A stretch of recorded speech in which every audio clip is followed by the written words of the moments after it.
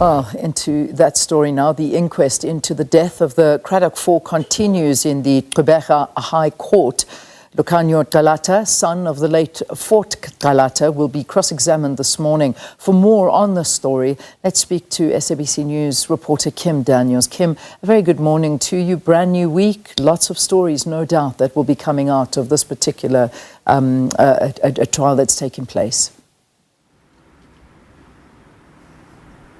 Morning, Leanne. Yeah, as you said, second week. It's been a very tense first week into the inquest. We saw, we started off in the Gqeberha High Court the Monday and then moved on to our in-locals, that being in Cradock, and then onto all the areas that were key sites for this inquest. We started off at the police station, where we saw the room where the police surveilled the Cradock Four, where they tapped into their phones, where they pinned their locations, and we also went to the homestead of the Gqeberhas, that being Matthew Gqeberha's home, where the original hit was placed. That was supposed to be the location to assassinate Gqeberha and Calata.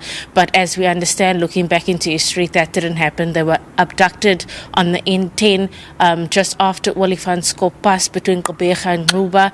Back then it was Port Elizabeth and Cradock, and subsequently, after being abducted, they were brutally tortured and killed. We heard testimony from Hlauli's brother-in-law, who was part of the search party looking for the four men.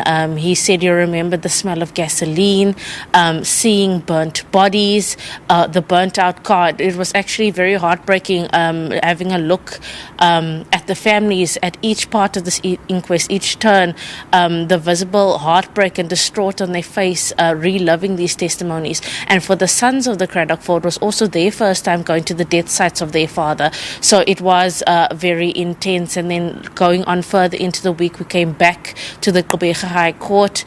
We saw testimony from a former apartheid activist, Professor Derek Swartz, who was very good friends with Matthew Gqeberha at the time, who fought side by side the Cradock Four. And he was also one of the people one of the last people rather, to see the four men alive, because he was at that meeting the Cradock Four attended back in Port Elizabeth in 1985. He even mentioned on the stand that he even urged Gqeberha and Calata to rather stay, as it wasn't safe to leave that time at night, because anything could have happened on the road.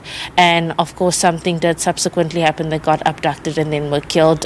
Fort Calata's son, Lukhanyo, took the stand thereafter, also gave some searing testimony, expressing his disappointment in the subsequent governments after 1994, who fought alongside the Cradock Four, but we will be seeing what's going to happen in court later today, and we will be giving you guys updates.